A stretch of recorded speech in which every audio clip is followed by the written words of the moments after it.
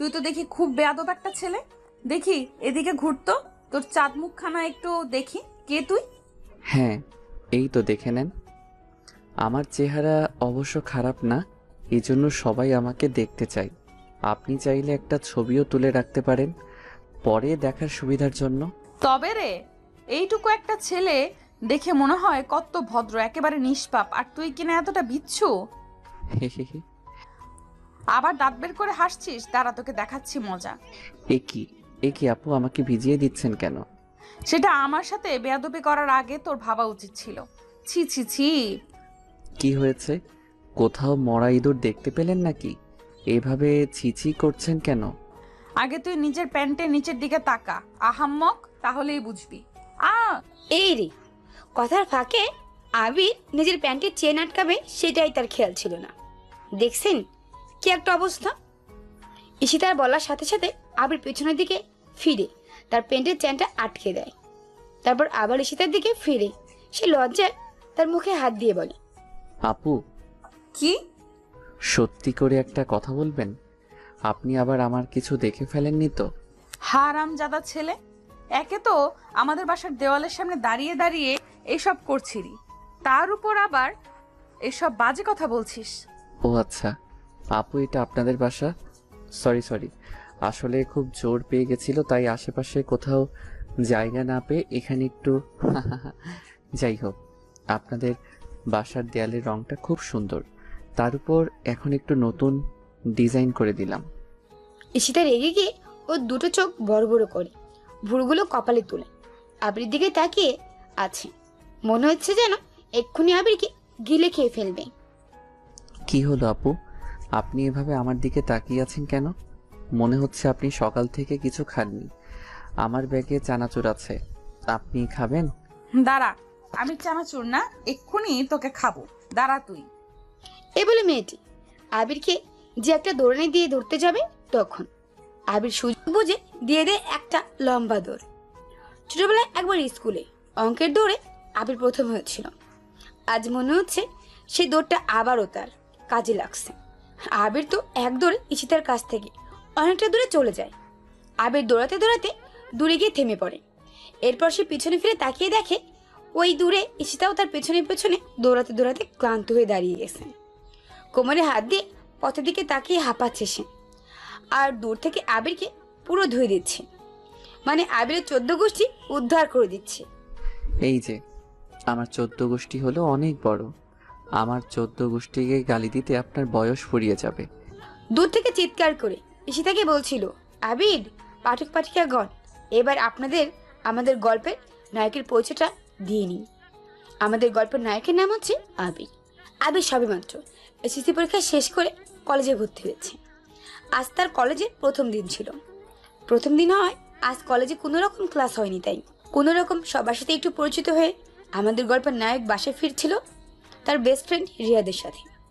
রিয়াদের বাসা আবিরদের বাসার একটু আগে, তাই রিয়াদ আগেই বাসায় পৌঁছে যায় আর আবির একা একা তাদের বাসার দিকে হাঁটতে থাকে।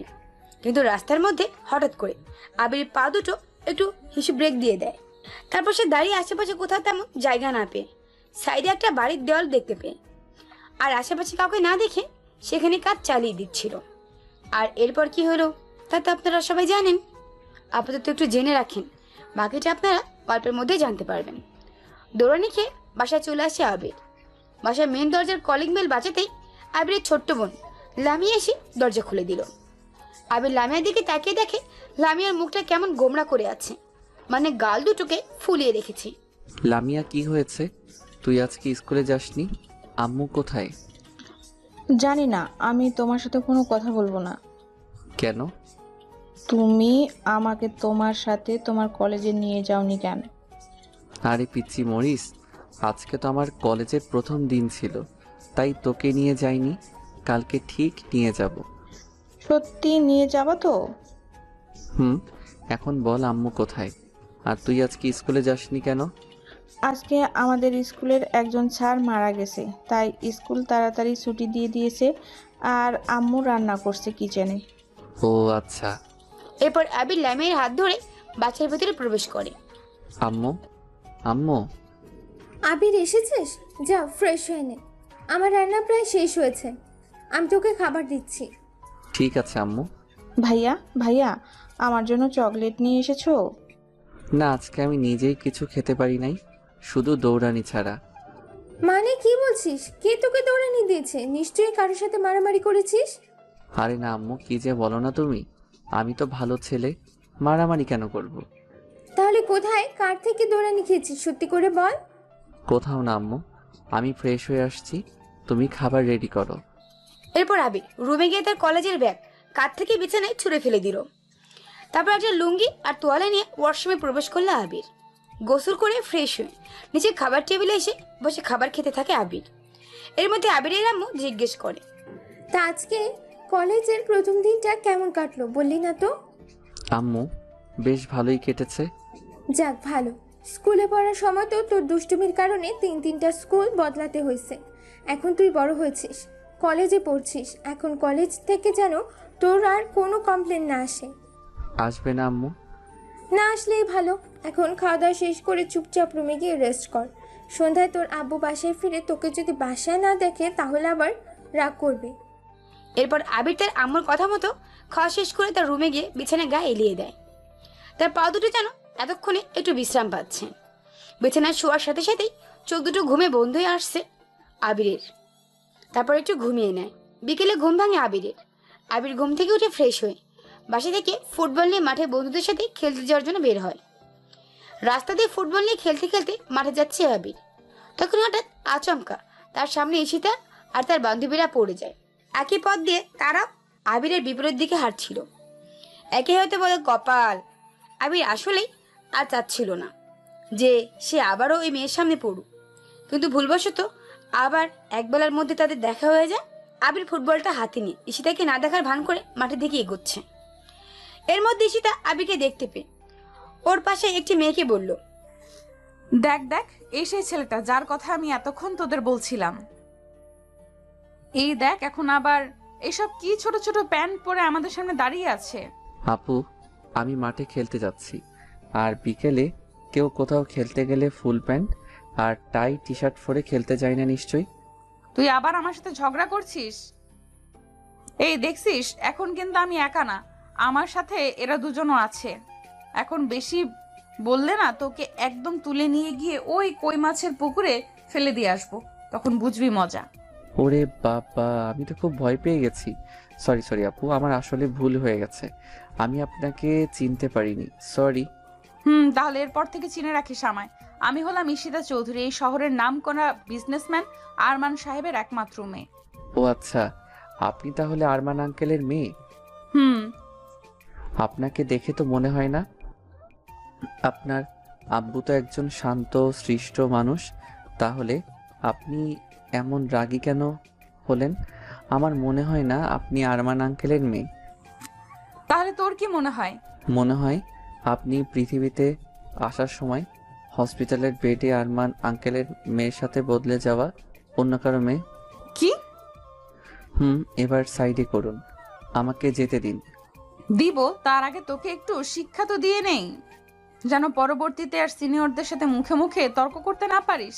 ও আচ্ছা, আপু আপু কি হলো? কিছু না, আপনারা প্লিজ আর 3 সেকেন্ড এখানে এভাবে দাঁড়িয়ে থাকেন প্লিজ। কেন? কেননা ওই যে আপনাদের পিছনে যে বড় গাড়িটা দ্রুত গতিতে ছুটে আসছে, সেটা এক্ষুনি আপনাদের 12টা বাজিয়ে দিবে। প্লিজ প্লিজ, আপনারা কোথাও যাবেন না, এখানে এভাবে দাঁড়িয়ে থাকেন। কি? এই বলে ঈশিতা যেই পিছনে ঘুরে দেখতে যাবে, এর মধ্যে আবির দৌড়ে সেখান থেকে গায়েব হয়ে যায় আর মাঠে এসে হাঁপাতে থাকে। আবিরকে এভাবে হাঁপাতে দেখে তার বন্ধু রিয়াদ বলে, কিরে মামা, তুই এভাবে হাঁপাচ্ছিস কেন? আর তোর আসতে তো লেট হলো কেন? প্রায় তো সন্ধ্যা হয়ে আসতেছে, এখন আসলি যে? আর বলিস না দোস্ত, এই একটা মেয়ে বারবার আমার চোখের সামনে পড়ে আমাকে শাসাচ্ছে। কি? কোনো মেয়ে যে কিনা আমার বন্ধুকে শাসাচ্ছে? তুই শুধু একবার ওই মেয়েটার নাম বল, ও কোথায় থাকে, নাম কি বল আমাকে, আমি বাকিটা দেখে নিচ্ছি। ও নাকি আরমান আঙ্কেলের মেয়ে, নাম ঈশিতা না শীতিতা কি যেন বলছিল। কি বললি? আরমান আঙ্কেলের মেয়ে? কি রে, শুনে এমন তোতলাতে শুরু করলি যে, মনে হয় সব হাওয়া বের হয়ে গেল তোর। আরে মামা, তুই কি করছিস ওনার সাথে? আমি কি করতে যাব? উল্টো উনিই তো আমাকে সকালে লেকচার দিচ্ছিল। বলিস কি? হুম।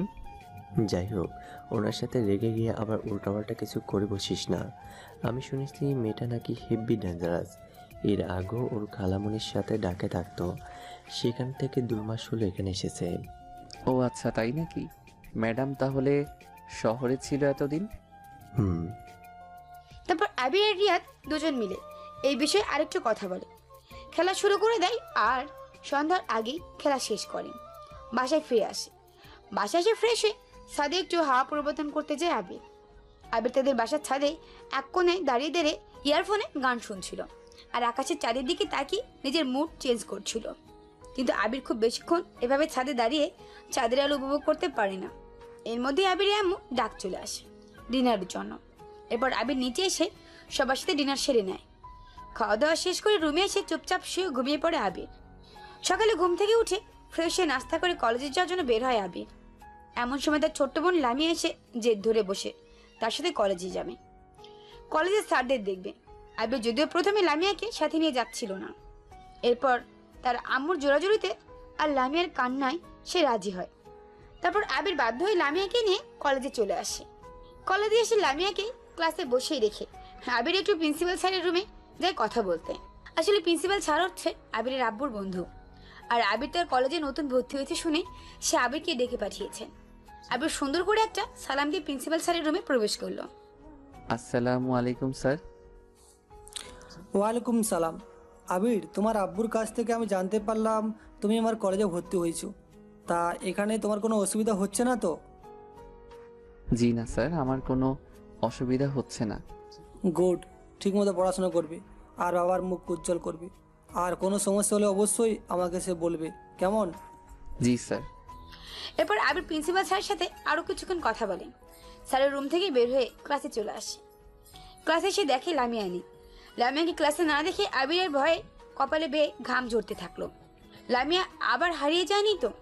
তারপর আবির আর রিয়াদ দুজনে মিলে পুরো কলেজে ক্লাসে লামিয়াকে খুঁজতে থাকে, কিন্তু তারা কোথাও লামিয়াকে দেখতে পায় না। শেষমেশ ওরা দুজনে ক্লান্ত হয়ে কলেজের মাঠে পাশে একটা বটগাছে আসে, সেখানে গিয়ে বসে। আবির যেই আব্বুকে কল দিতে যাবে তখনই দেখতে পায় লামিয়া ঈশিতার হাত ধরে ক্লাসের দিকে যাচ্ছে।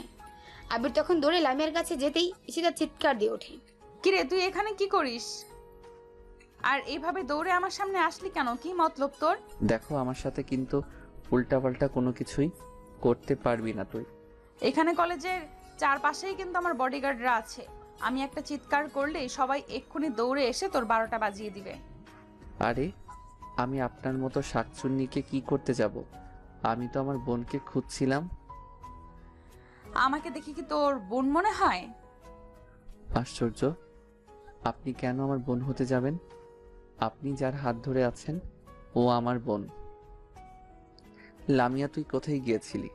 আমি না তোকে ক্লাসে বসিয়ে রেখে গেলাম আর বললাম কোথাও না যেতে? তোর হাতে এতগুলো চকলেট। তুই এগুলো কোথায় পেলি? কে দিয়েছে? এই যে, এই আপুটা আমাকে চকলেট কিনে দিয়েছে। না ভাইয়া, তুমিও এটা নাও। ও, কাল তাহলে আপনি আমার সাথে ওরকম ব্যবহার করে আজ আমাকে পটাতে কিনা আমার বোনকে চকলেট কিনে দিয়েছেন। বাহ বাহ। কি? আমি তোর মতন হনুমানকে পটাতে যাব কোন দুঃখে? দুনিয়ায় কি ছেলের অভাব পড়েছে নাকি? আমি দরকার হয় সারা জীবন সিঙ্গেল থাকবো, তাও তোর মতো ছেলেকে আমি পটাতে যাব না, বুঝলি? সেই থাকতে হবে। দেখতে তো ভূতের মতো, সে নাকি আবার ছেলে পটাবে। ওকে রাগানোর জন্য বললাম। সত্যি বলতে ঈশিতা দেখতে একদমই খারাপ না। ওর লম্বা লম্বা চুল, দুধে আলতা গায়ের রং, গোল গোল মুখ, গালে টোলপড়া হাসি, সব মিলিয়ে যেন মেঘের রাজ্যের পরীও। কিন্তু ওর বাবার ভয়ে কোনো ছেলে ওকে আজ অবধি কোনো ভালোবাসার কথা বলার সাহস পায়নি। কি বললি হনুমান? আমি ভূতের মতো দেখতে?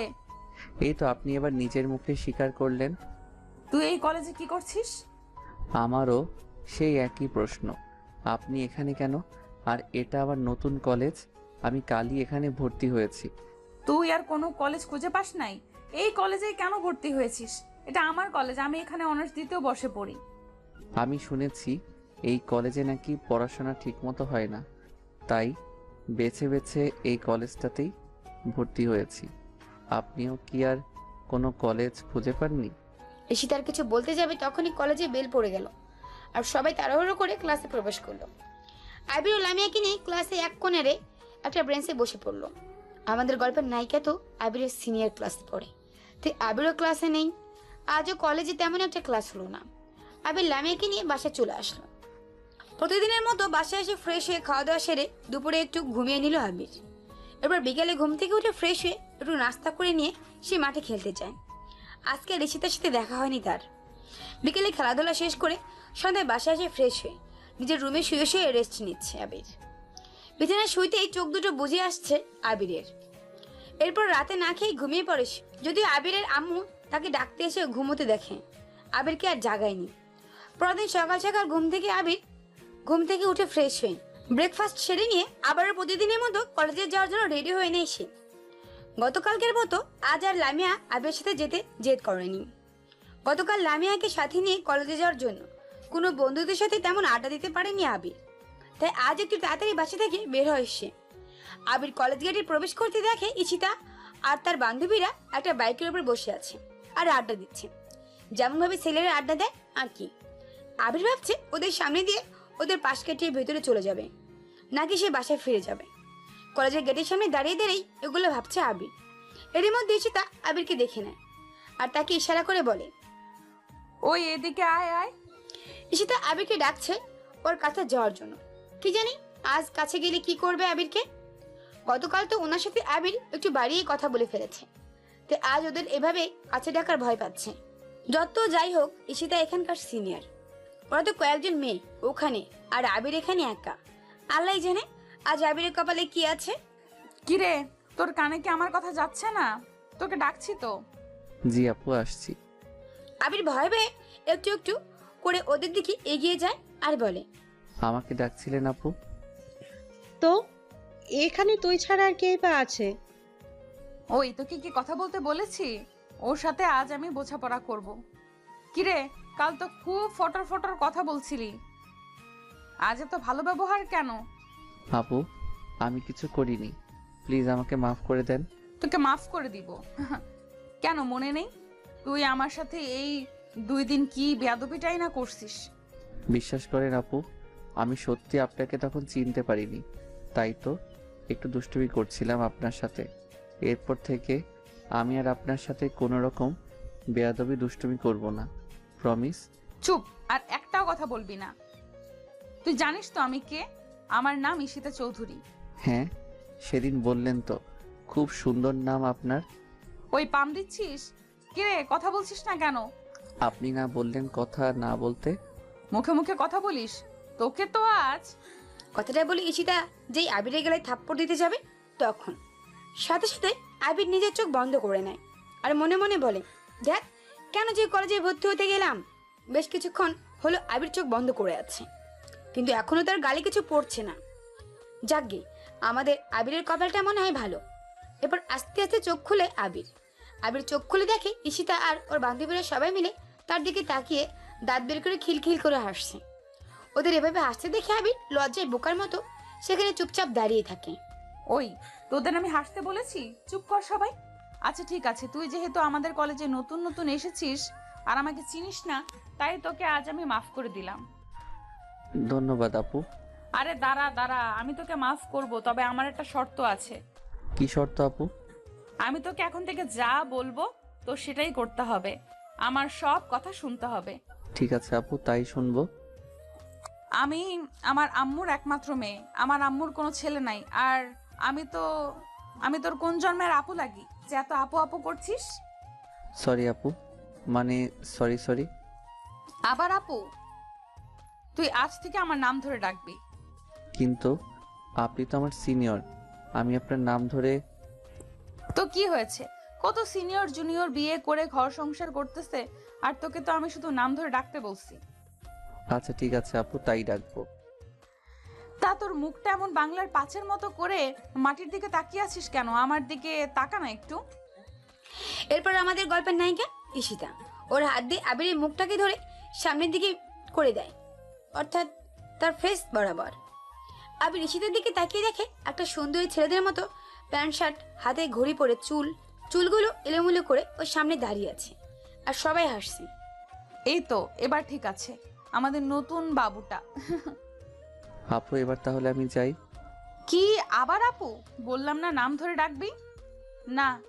তোকে দেখছি একটা শাস্তি না দিলে তোর মনে থাকবে না। এদিকে শাস্তির কথা শুনে তো আবির কলিজা শুকিয়ে যায়, না জানে আবার কি করতে বলে তাকে। ভয়ে ঘাম ঝরতে থাকে আবিরের। এরপর ঈশিতা ওর ব্যাগ থেকে একটা লাল গোলাপ বের করে আবিরের দিকে বাড়িয়ে দিয়ে বলে, এই না ধর, এই ফুলটা নে। ফুল? ফুল দিয়ে কি করবো আপু? সরি ঈশিতা। এটা দিয়ে এই যে দেখ, ওইখানে একটা মেয়ে নীল শাড়ি পরে দাঁড়িয়ে আছে, তাকে গিয়ে এই ফুলটা দিবি আর বলবি তুই ওনাকে ভালোবাসিস, আই লাভ ইউ। আপু আমি এটি করতে পারবো না। ওই কি বললি তুই? তুই আমার কথা মানবি না? তোকে তো আজ আমি গিলে খেয়ে ফেলবো, তাড়াতাড়ি যা বলছি। আবির তখন চিপাই পড়ে ভয়ে ভয়ে গলায় একটা ডুব গেলতে থাকে। দেখো ছেলে, তুমি যদি ঈশিতার কথা না শোনো তাহলে কিন্তু খুব খারাপ হয়ে যাবে, আর তো তোমাকে ছাড়বে না, তাই ও যা বলছে তাই করো। কি আর করার? আবির তখন বাধ্য হয়ে ভয়ে ভয়ে ওদের দেখানো সেই নীল শাড়ি পরা মেয়েটার দিকে এগোতে থাকে। আবির যত সামনে এগোয় তত যেন ভয় বাড়তে থাকে আবিরের। ঠিকই বলছিস, ও ভয়ে আজ কাঁপতেছিল, অনেক মজা হলো। আজকে বল। এই তো কিছুই না, সবে তো মাত্র শুরু। মানে তুই আরো কিছু করতে চলেছিস ওর সাথে? সেসব পরে, এখন ওকে নীল শাড়ি পরা মেয়েটার কাছে পাঠালাম। সেটা কে জানিস? আমাদের তানিয়া ম্যাডাম। কি বলছিস? তাহলে তো ছেলেটার কপালে আজ দুঃখ আছে, ম্যাডাম যে রাগী। ঠিক বলেছিস।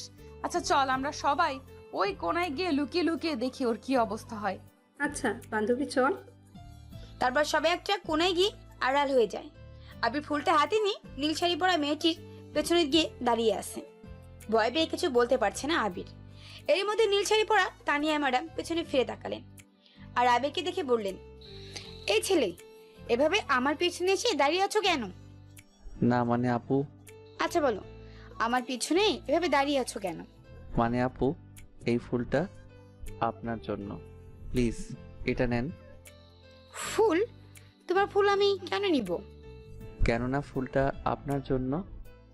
ফুলটা আমার জন্য কেন? ভাবলাম পেছনে ঈশিতা আর ওর বান্ধবীদের দেখিয়ে দিয়ে সব সত্যি কথা বলে দিব। এই ভেবে আবির পিছনে ফিরে তাকিয়ে দেখে ওরা কেউ নেই। কি হলো বলো, আমাকে ফুল দিচ্ছ কেন? এখন আবির কি বলবে বুঝতে পারছে না, আর না বলতে পারলে তো আজ তার খবর আছে। তখন আবির অন্য একটা টিপস কাজে লাগায়। সে জানে মেয়েদের প্রশংসা করলে নাকি মেয়েরা খুব সহজে গলে যায়, তাই আজ এই টিপসটাকে কাজে লাগায় আবির। আসলে আপু, নীল শাড়িতে আপনাকে অনেক সুন্দর লাগছিল, তাই নীল শাড়ির নীলপরীর হাতে লাল রক্ত জবা গোলাপ ফুল আরো অনেক সুন্দর লাগবে, তাই এই ফুলটা আপনার জন্য। তাই বুঝি? হ্যাঁ আপু। তুমি কি এই কলেজে নতুন ভর্তি হয়েছো? হ্যাঁ আপু। ফার্স্ট ইয়ার তোমার? তাই নতুন নতুন কলেজে এসে মেয়ে পটানোর চান্স নিচ্ছ? না না আপু, আপনি ভুল বুঝছেন আমাকে। আমি মোটেও ওরকম ছেলে না। আপনাকে সত্যি অনেক সুন্দর লাগছিল বলেই ফুলটা দিলাম। তাই? তাহলে তুমি এত ঘাবড়ে আছো কেন? আসলে প্রথমবার কাউকে ফুল দিচ্ছি তো, তাই একটু নার্ভাস লাগছে। তাই বুঝি? তা তুমি জানো আমি কে? না জানি না, কে আপনি? আমি কলেজের ম্যাডাম। কি? আবার এইটা শুনেই বড় সড়ো একটা ধাক্কা খায়, আর মনে মনে বলে, মেয়েগুলো আমাকে এভাবে ফাঁসিয়ে দিল। হায় আল্লাহ, এখন আমাকে কে বাঁচাবে? ম্যাডাম আমাকে মাফ করে দেন, আমি বুঝতে পারিনি। এই ছেলে, তুমি কান্না করছো কেন? আমাকে ক্ষমা করে দিন ম্যাডাম, আমি আপনাকে চিনতে পারিনি। আমি ভেবেছি আপনি এই কলেজের স্টুডেন্ট। আবির তো ওইদিকে কঠিন অবস্থা। ওদিকে ঈশিতা আর তার বান্ধবীরা মিলে আবিরের এই অবস্থা দেখে খুব মজা নিতে থাকে আর নিজেদের হাসাহাসি করতে থাকে। এই ছেলে, আমি কি তোমাকে কিছু বলছি নাকি? তুমি একা একা কান্না করে যাচ্ছ। আবির সাথে সাথে চুপ হয়ে গেল। গুড বয়, এখন বলো, আমার সাথে এগুলো তোমাকে কি করতে বলেছে? ম্যাডাম আপনি বুঝলেন কিভাবে যে আমাকে কেউ এগুলো করতে বলেছে? আমি প্রথমেই তোমাকে দেখে বুঝতে পেরেছি। এখন বলো তো, পরে বলবো ম্যাডাম। না, তুমি এক্ষুনি বলো সমস্যা কোথায়। ম্যাডাম, যদি তারা আবার আমার সাথে এমন করে তখন বলবো আপনাকে। আচ্ছা ঠিক আছে, তাহলে তুমি এখন ক্লাসে যাও, কিছুক্ষণ পরই ক্লাস শুরু হবে। হুম। কি হলো, যাচ্ছ না কেন? কিছু বলবে? ম্যাডাম। বলো। ম্যাডাম, এই শাড়িটাতে আপনাকে সত্যি অনেক সুন্দর লাগছে। বলে আবির পেছনের দিকে এগিয়ে বসে। পেছনে এগুতেই তানিয়া আবিরের শার্টের কলার ধরে আবিরকে ওদের সাইডে আড়াল করে নিল। কিরে, তুই এতক্ষণ ধরে ম্যামের সাথে কিসের কথা বলছিলি? আপনি আমাকে যা শিখিয়ে দিয়েছিলেন আমি ম্যাডামকে সেটাই বলছিলাম। সত্যি তো? তুই আবার আমাদের নাম টাম ম্যাডামের কাছে বলে দিসনি তো? না। আচ্ছা ঠিক আছে, এখন সোজা তুই ক্লাসে যাবি, আর কোনো মেয়ের সাথে তুই কথা বলবি না। ঠিক আছে। আর এরপর আবির ভদ্র ছেলের মতো ক্লাসে চলে যায়। আবির ক্লাসে এসে দেখে তার প্রাণপ্রিয় বন্ধু রিয়াদ তার জন্য ক্লাসে বসে অপেক্ষা করছে। আবির রিয়াদের সামনে যেতেই রিয়াদ আবিরকে দেখে বলে উঠল, কিরে, তুই এতক্ষণ কোথায় ছিলি? আমি সেই কখন থেকে তোর জন্য অপেক্ষা করছি। আর বলিস না দোস্ত, আমার সাথে এতক্ষণ কি কি যে হয়ে গেল তা তুই ভাবতেও পারবি না। কি কি হলো মানে? তোকে কি আবার সিনিয়র কোনো ভাই ব্রাদার কট মেরে দিল নাকি? আবির ঠিক আছিস? এরপর আবির রিয়াদের কাঁধে হাত রেখে তার পাশে বসে সব ঘটনা খুলে বলল। বলিস কি বন্ধু, তুই তো দেখি আজকে খুব বাঁচা বেঁচে গেছিস। বন্ধু, আজকে খুব জোর বেঁচে গেছি। আল্লাহ কোনো মতে এবার আমাকে বাঁচিয়ে নিয়েছে। তবে ঈশিতা আপু কিন্তু কাউকে এত সহজে ছাড়ে না। কলেজে যদি কোনো ছেলে কোনো মেয়েকে বিরক্ত করে তাহলে তাদের ঈশিতা আপু একদম জন্ম শিক্ষা দিয়ে দেয়। আর তুই কিনা প্রথম দিনগুলোতেই ঈশিতা আপুর খপ্পরে পড়লে। যাই হোক, ওনার কাছ থেকে একটু সাবধানে থাকিস। তাই নাকি? কিন্তু দোস্ত, আমি তো এই মেয়ের চোখের সামনে পড়তে চাই না। নিয়তি বারবার আমাকে ওনার সামনেই ফেলে দেয়। বুঝলাম, ওনার কাছ থেকে সাবধান থাকাটাই ভালো।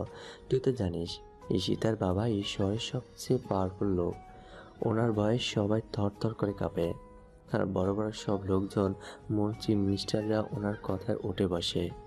এর আগেও ও দু একজন ছেলেকে নাকি মাঠের মাঝখানে সবার সামনে মেরেছিল আর কান ধরে তাদেরকে দাঁড় করিয়ে রেখেছিল মেয়েদের ইফটিজিং করার অপরাধে। ও বুঝলাম। কি বুঝলি? ঈশিতা হলো ভালো গন্ডি। ও শুধু বখাটে ছেলেদেরকেই শাস্তি দেয়। হুম। এর কিছুক্ষণ পর ঘন্টা পড়লো। ধীরে ধীরে সবাই ক্লাসে আসতে শুরু করলো। আবির ক্লাসের জানালায় সাইডটাতে মাঝখানে বসেছে, আর বাম সাইডে রিয়াদ বসেছে, আর ডান সাইডে সিটটা ফাঁকা। সবাই ক্লাসে এসে যে জায়গায় বসেছে। ওদিকে ঈশিতা আর তার বান্ধবীরাও ক্লাসে যাচ্ছে।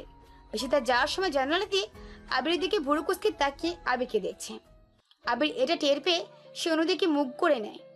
বলা তো যায় না, ঈশিতা যদি আবার আবিরকে দেখে যদি ক্লাসের ভিতরে চলে আসে তখন। তারপর ক্লাস শুরু হলো। স্যার ক্লাসে আসলেন আর সব শিক্ষার্থীদের সাথে মত বিনিময় করতে লাগলেন। এর মধ্যে একটি মেয়ে লেট করে ক্লাসে প্রবেশ করে, যার নাম তাসনিম। তাসনিম স্যারকে সালাম দিয়ে সরি বলে ক্লাসের ভিতরে প্রবেশ করে। সে কোথায় বসবে সে সিট খুঁজতে থাকে। কোথাও সিট খালি নেই। না পেয়ে আবিরের পাশে স্যার তাসনিমকে গিয়ে বসতে বলে। এরপর তাসনিম আবিরের পাশে গিয়ে বসে। আবির মনে মনে ভাবছে এবার তার কি হবে। ওর পাশে একটা মেয়ে বসেছে, এটা যদি কোনোভাবে ওই গুন্ডি মেয়েটা দেখে ফেলে তারপর আবিরের উপর রাগ করে তখন কি হবে। এইভাবে আবির কিছুটা সাইডে হয়ে যাচ্ছে, মানে ব্রেঞ্চের এক কোণানে গিয়ে রাদের একদম পাশাপাশি বসেছে। মেয়েটা এটা লক্ষ্য করে আবিরকে উদ্দেশ্য করে বলে, ভাইয়া কোনো সমস্যা? আপনি এরকম করছেন কেন? না, কিছু না। ভাইয়া আপনার নাম কি? আমি আবির। আপনি? আমার নাম তাসমিন জাহান মিম। আমি গতকাল কলেজে আসিনি, তাই আজই আমার প্রথম ক্লাস। যদি কিছু মনে না করেন তাহলে আমরা কি বন্ধু হতে পারি? আবির কিছু বলার আগে পাশ থেকে রিয়াদ বলে উঠল, হ্যাঁ হ্যাঁ, কেন নয়, আজ থেকে আমরা 3 জন বন্ধু। আবির মনে মনে ভাবতে থাকে শালা রিয়াদ নিশ্চয়ই মেয়েটাকে পটাবে। তাই তো আমি কিছু বলার আগেই ও নিজেই মেয়েটির সাথে ফ্রেন্ডশিপ করে নিল। সত্যি এই হালাই 1 নম্বরে বজ্জাত, মেয়ে পটাতে এক্সপার্ট। যাই হোক, এরপর ধীরে ধীরে তার 3 জন দুটো ক্লাসে শেষ করে। এরপর টিফিনের ঘন্টা পড়লো। টিফিন পিরিয়ডে সবাই বাইরে চলে যায়, শুধু আবির আর রিয়াদ ছাড়া। তারা দুজনে এখনো ক্লাসেই বসে আছে। আবির চল ক্যান্টিনে যাই, আজকে আমি তোকে খাওয়াবো। তুই তো সবসময় খাওয়াস, আজ আমার ভালো লাগছে না, আর ক্ষুধাও নাই। তুই যা, খেয়ে আয়। কেন ভালো লাগছে না? কি হয়েছে তোর? কিছু না, তুই যা, গিয়ে খেয়ে আয়। আমি ক্লাসে আছি। ওকে, আমি তাহলে খেয়ে আসছি। আবির টিফিনের সময় ক্যান্টিনে গেল না, কারণ এই সময় ক্যান্টিন ঈশিতা আর তার বান্ধবীরা বসে আড্ডা দেয়। তার আবিরকে আবার কি না কি শুরু করে দেয়, সেই ভয়ে আবির আজ ক্যান্টিনে গেল না। রাত ক্যান্টিন থেকে খেয়ে ক্লাসে এসে আবার আবিরের সাথে বসে পড়ে। এবার দুজন মিলে আবার গল্প আড্ডায় মেতে থাকে। এসবের মধ্যেই দিয়ে টিফিন পিরিয়ড শেষ হলো এবং পুনরায় ক্লাস শুরু হলো। টিফিন শেষে তাসনিম, অর্থাৎ যেই মেয়েটি আবিরের পাশে বসেছিল, সে ক্লাসে এসে দেখে আবির আর রিয়াদ দুজনেই ক্লাসেই বসে আছে। তারপর বেঞ্চে এসে বসতে বসতে বলল, ওকে, কি ব্যাপার, তোমরা দুজন কি ক্লাস থেকে বের হওনি? না, আমরা আসলে ক্লাসে বলে কিছু নোট করছিলাম। ও আচ্ছা, তা আবির ভাইয়া কোনো কথা বলছেন না যে? আপনার কি মন খারাপ? না মানে এমনি। তারপর বলো। এরপর আবির আর তাসনিম দুজনে মিলে তাদের মধ্যে অল্প কিছুক্ষণ কথা বলে নেয়। এর মধ্যে ঈশিতা আর তার বান্ধবীরা তখন জানালার পাশে বারান্দা দিয়ে ক্লাসে যাচ্ছিল। আর ঈশিতা আবিরকে অগ্নিদৃষ্টি দিয়ে দেখছে। আবির ঈশিতার তাকানো দেখে যেই লুকাতে যাবে এমনি ক্লাসে ছাড় চলে আসে আর সবাই দাঁড়িয়ে যায়। আবির এদিকে মনে মনে ভাবতেছে, আমি আবার গেছি, ওরা আসার আর সময় পেল না, এবার নিশ্চয়ই আমার প্রাণটা যাবে। এরপর আবির অনেক ভয় পেয়ে সব ক্লাসগুলো শেষ করে। ছুটির সময় তারা তিনজনই ক্লাসরুম থেকে বের হয়ে বাইরে চলে আসে। তাসনিম রিয়াদ আর আবিরকে বাই বলে। তাসনিম অন্য মেয়েদের সাথে কলেজ থেকে বের হয়ে গেল। আবির আর রিয়াদও আজকে আর কোথাও দাঁড়ালো না, না জানি আবার কোন ভুল করে বসে সেই ভয়ে। আবির আর রিয়াদ তাড়াতাড়ি করে কলেজের মাঠ থেকে বের হওয়ার জন্য চেষ্টা করছে, যাতে তারা ঈশিতার চোখে না পড়ে, কিন্তু তাতে কোনো লাভ হলো না। কলেজ গেটের কাছে আসতেই কে যেন আবিরকে পেছন থেকে ডাক দেয়। আবির পেছনে ঘুরে দেখে ঈশিতা ডাকছে। আবির তখন একটু চালাকি করে, না শোনার ভান করে পুনরায় হাঁটতে থাকে। এই আবিরের বাচ্চা, আর একটা পা যদি তুই সামনে বাড়িয়েছিস তাহলে তোর হাত পা ভেঙে নিউজ পেপারে ছাপিয়ে দিব বলে দিলাম। ঈশিতার কথায় আবির সেখানেই থমকে দাঁড়িয়ে যায়। এদিকে রিয়াদ তো ভয় আগে থেকে দৌড়ে পার হয়ে যায়। আবির তো ভয় একদম ঘেমে যাচ্ছে। এরপর ঈশিতা আর ওর বান্ধবীরা আবিরের সামনে এসে দাঁড়ালো। ওই, তুই আমার কথা শুনতে পাস না? আমি তোকে সেই কখন থেকে ডাকছি। জি, আপনি আমাকে পেছন থেকে ডাকতেছিলেন নাকি? আর তুই আমার সাথে ইয়ার্কি করিস? তোর তো অনেক বড় কলিজা। সত্যি আমি শুনতে পাইনি।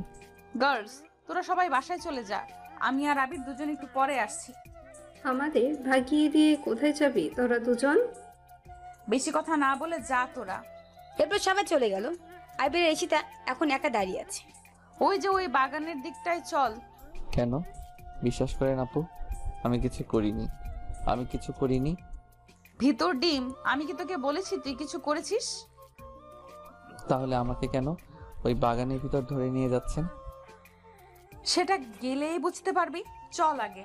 এরপর ঈশিতা আমার হাত ধরে টানতে টানতে একটা জায়গায় নিয়ে গেল, যেটা কলেজের একপাশে কিছু ঘন গাছপালায় ঘেরা একটা জায়গা। ওখানে গিয়ে আবির দেখে সবাই জোড়ায় জোড়ায় বসে আছে। ঈশিতাকে সেখানে দেখে সবাই উঠে চলে যাচ্ছে। আবির শুধু ভাবছে, ঈশিতাকে এরা সবাই এত বেশি ভয় পায়, বাহ বাবা। এরপর ঈশিতা আবিরকে একটু ছোট্ট গাছের নিচে গিয়ে বসে আবিরের হাত ধরে তার কাঁধে মাথা রাখে। আপু, আমাকে এখানে কেন আনলেন? আমি বাসায় যাব। কি হলো আপু, আমাকে মারলেন কেন?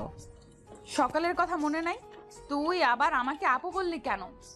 আমি তো বললাম আমার আম্মুর কোনো ছেলে নাই। সরি, ভুল হয়ে গেছে। এখন বলুন আমাকে এখানে ধরে আনলেন কেন? আমি সকালে তোকে কি বলেছিলাম? কি বলেছিলেন? ভুলে গেছিস? আমি তোকে বলেছিলাম তুই কোনো মেয়ের সাথে মিশবি না, কারোর সাথে কথা বলবি না। এরপরও আমি টিফিন শেষে ক্লাসে যাওয়ার সময় দেখলাম তুই কি সুন্দর ক্লাসে বসে একটা মেয়ের সাথে গল্প করছিস। কেন? আসলে ওখানে আমার কোনো দোষ নেই। স্যার নিজেই ওই মেয়েটাকে আমার পাশে বসিয়ে দিয়েছিল। আর কোথায় বসার সিট ছিল না বলে। তাই বলে তুই এই মেয়েটার সাথে ওইভাবে হেসে হেসে কথা বলবি? আর আমি কিছু বলতে গেলেই তোর গলা শুকিয়ে যায়, অথচ অন্য মেয়েদের সাথে দেখি ভালোই কথা বলতে পারিস। সরি, আমি কিছু বলিনি। উল্টো উনি আমাকে বারবার প্রশ্ন করে যাচ্ছিল, তাই কথা বলতে হয়েছে। চুপ, একদম চুপ। আর বলতে হবে না, আমি সব বুঝি। আচ্ছা ঠিক আছে, আমি আর ওনার সাথে কথা বলবো না। শুধু ওনার সাথে কেন, কারোর সাথে কথা বলবো না। এখন আমাকে প্লিজ বাসায় যেতে দিন। সেই থেকে বাসায় যাব করছিস। বাসায় কি বউ রেখেছিস নাকি তুই? সরি, আর বলবো না। এই তো এতক্ষণে ভালো ছেলের মতো কথা আসছে মুখে। এখন যেহেতু এই মেয়েটার সাথে তুমি কথা বলেই ফেলেছো, তাই শাস্তি স্বরূপ তোমার এখন আমাকে নিয়ে ফুচকা খেতে যেতে হবে। না আব্বু, আমাকে আপনার সাথে দেখলে বলবে। আর আমি কেন আপনাকে ফুচকা খাওয়াতে নিয়ে যাব? কি এত বড় কথা? তারা তোকে দেখাচ্ছি মজা। এই বলে ঈশিতা আবিরের চুলগুলো ধরে আবিরের মাথা চটকাতে থাকলো। আর কুত্তা, পিচ্ছি কুত্তা, বিলাই বান্দর, হনুমান, হাতি আরো কত সব বলে গালমন্দ করতে থাকে। প্লিজ আমাকে ছেড়ে দেন, আমি আর বলবো না।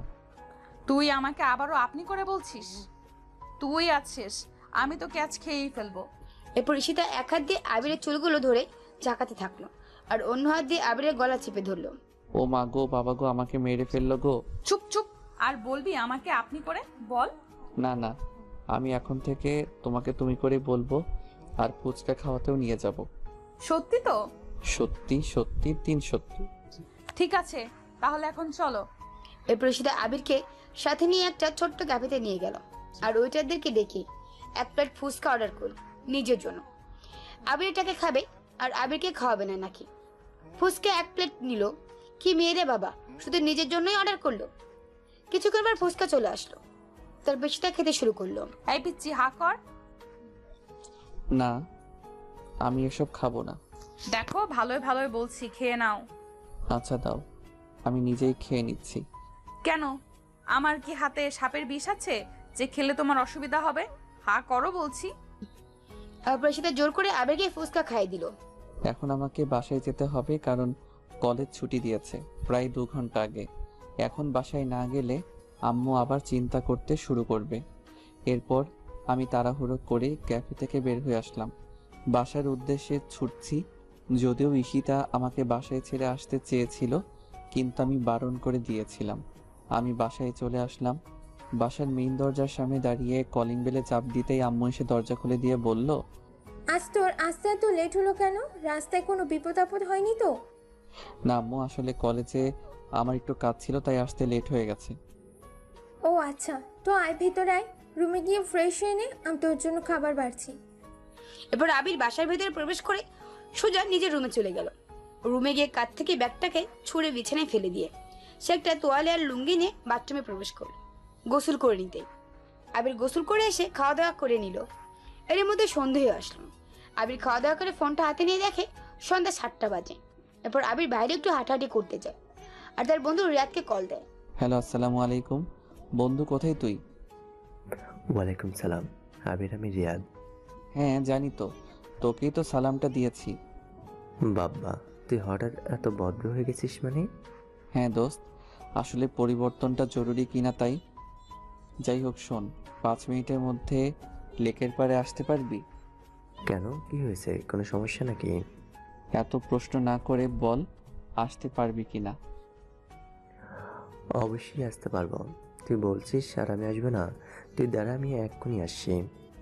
এরপর আবির একটা লাঠি নিয়ে লেকের পাড়ের দিকে যাচ্ছে আর মনে মনে বলছে, শালা আজকে একটা দিব। ও তখন ঈশিতার সামনে আমাকে একা রেখে দৌড়ে পালালো কেন, সেটা ওর কাছ থেকে শুনবো। আবির রাগে রাগে লেকের পাড়ের দিকে এগুচ্ছে। গিয়ে দেখে রিয়াদ একটা বেঞ্চে বসে ফেসবুকে কার সাথে যেন চ্যাটিং করতেছে। আবিরকে দেখে রিয়াদ ফোনটা রেখে বলে, আবির, এতক্ষণ আসলি? আমি সে কখন থেকে এখানে বসে আছি, বস। আবির কোনো কথা বলছে না। কিরে, তুই কথা বলছিস না কেন?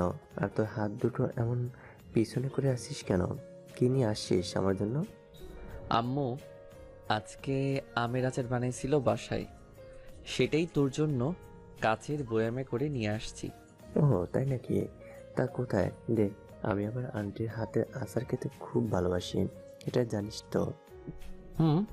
সেই জন্যই তো নিয়ে এসেছি তোকে খাওয়াবো বলে। খাওয়াবো খাওয়াবো বলে তো লুকিয়ে রাখছিস, দে আমাকে দে। দিচ্ছি, আগে তুই ওদিকে তাকা, সারপ্রাইজ হিসেবে দিব তোকে। আরে মামা, এমনি দে। তুই কি আমার গার্লফ্রেন্ড নাকি যে আমি অন্যদিকে তাকাবো আর তুই সারপ্রাইজ হিসেবে আমাকে কিছু দিবি? তাই না? তারপর আবির ওর হাত দুটো সামনে এনে লাঠিটা দিয়ে রাদের পিছনে ছোট্ট করে 2টা লাঠির বাড়ি বসিয়ে দেয়। রাত বাড়ি খেয়ে ওর পিছনে হাত বোলাতে বোলাতে বলে, আসার কারণে নাম করে মারছিস কেন? এই জন্যই কি আমাকে এই সন্ধ্যাবেলা বাসা থেকে ডেকে নিয়ে আসলি? শালা, তুই তখন আমাকে ঈশিতা আপুদের সামনে একা রেখে দৌড়ে পালালি কেন?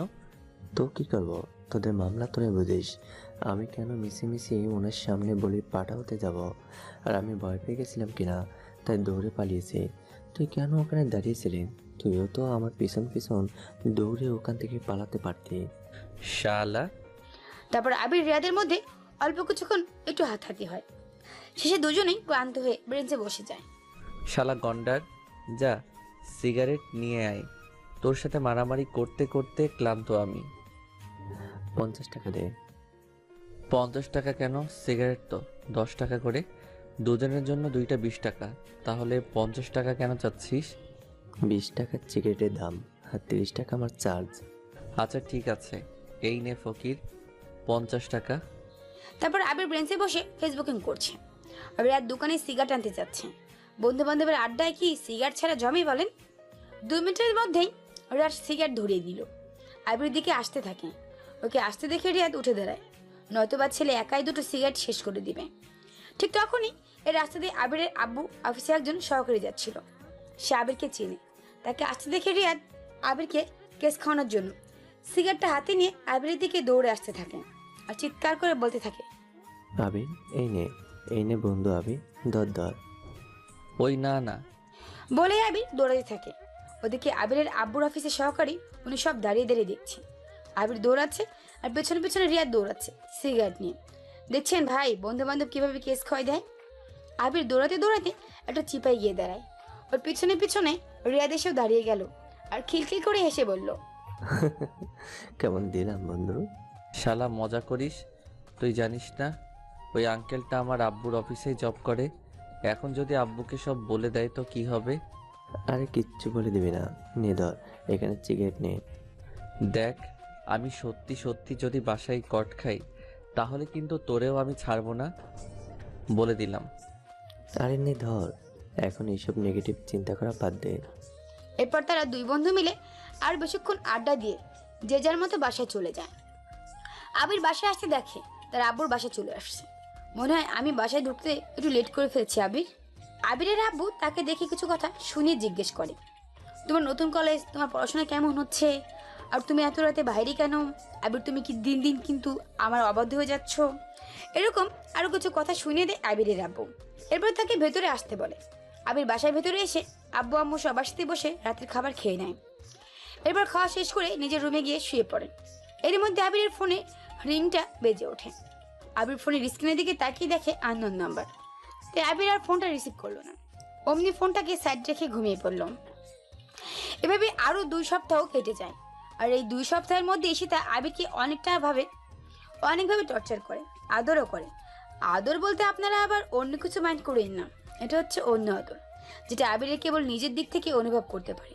ওইসব টর্চারের মধ্যে একসময় আবির ঈশিতাকে ভালোবাসতে শুরু করে। কিন্তু ওর ছেলেদের মতো চলাফেরা করানো আবির আর ভালোবাসাটাকে ঈশিতার সামনে প্রকাশ করে না। এভাবে খুনসুটি ঝরকার মধ্য দিয়ে দিনগুলো কাটছিল। একদিন সকালে আবির প্রতিদিনের মতো ঘুম থেকে উঠে ফ্রেশ হয়ে গা গোসল করে রেডি হয়ে 2 দিন পর কলেজে যাচ্ছিল। একটু তাড়াতাড়ি বাসা থেকে বের হয় আবির, কারণ গত 2 দিন সে কলেজে যায়নি, তাই কারোর সাথে দেখা হয়নি, কথা হয়নি। আবির তার আম্মুকে সালাম দিয়ে বাসা থেকে বের হয়। এরপর ধীরে ধীরে কলেজের দিকে এগোতে থাকে। কলেজের গেটে প্রবেশ করতেই আবির দেখে এখনো তেমন কেউ কলেজে আসেনি। আবির ক্লাসের দিকে যায়। ক্লাসরুমে গিয়ে দেখে তাসনিম একা একা ক্লাসে বসে আছে। তাই আবির আর একা ক্লাসে তার সাথে থাকলো না। আবির ক্লাস থেকে বের হয়ে এসে মাঠের ভেতরে একটা গাছের নিচে এসে বসে। আবিরের পেছন পেছন তাসনিমও আসে। তাসনিম এসে আবিরকে পেছন থেকে ডেকে বলে, আবির ভাইয়া, তুমি এই 2 দিনে কলেজে আসোনি কেন? আসলে আমার বাসায় একটু প্রবলেম ছিল, তাই। ও আচ্ছা, তুমি আমাকে একটা হেল্প করতে পারবে প্লিজ? বলো কি হেল্প? বলছি আর এদিক ওদিক তাকাচ্ছি, যদি কোথাও থেকে আবার উশিতা চলে আসে আর আমাদের দুজনকে কথা বলতে দেখে। তুমি আগে আমাকে কথা দাও যে তুমি আমাকে হেল্প করবা। আগে বলো, যদি আমার সাধ্যমতো হয় তাহলে নিশ্চয়ই করব। আসলে আমি তোমার বন্ধু রিয়াদকে পছন্দ করি, ভালোবাসি। কি? হ্যাঁ, রিয়াদকে হাই স্কুল লাইফ থেকেই ভালোবাসি।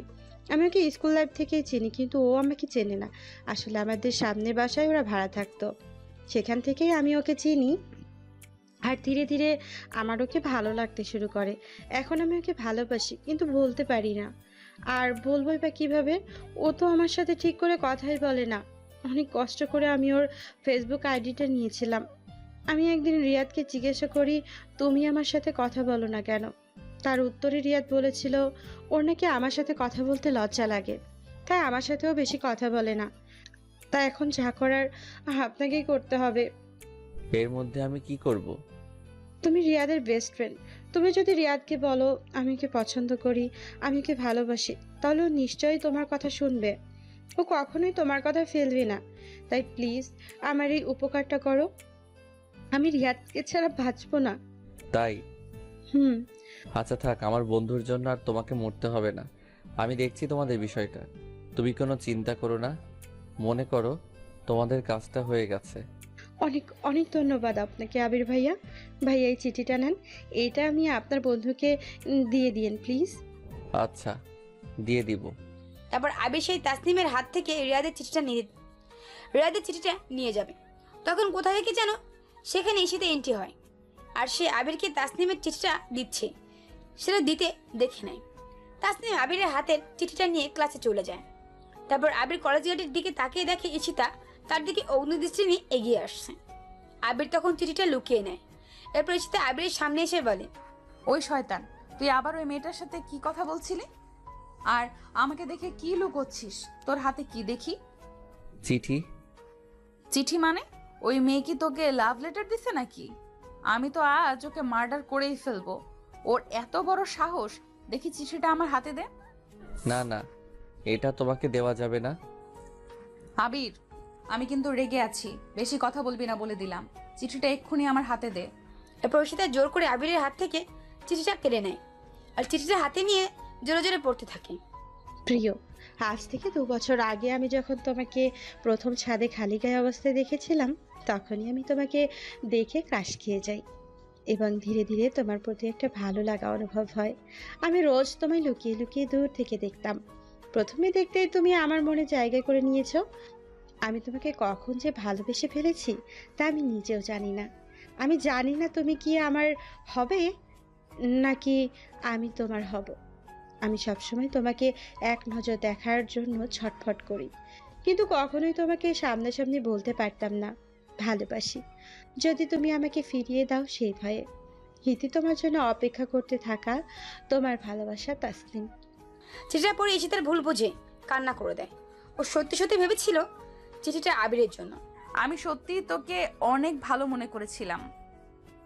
এই জন্য প্রথম দিন থেকেই আমি তোরা তো কাছাকাছি থাকতাম। ভেবেছিলাম আমি তোকে নিয়ে পরিবর্তন হয়ে যাব, কিন্তু তুই আমার সেই ভাবনাগুলোকে মিথ্যা বুঝিয়ে দিলি।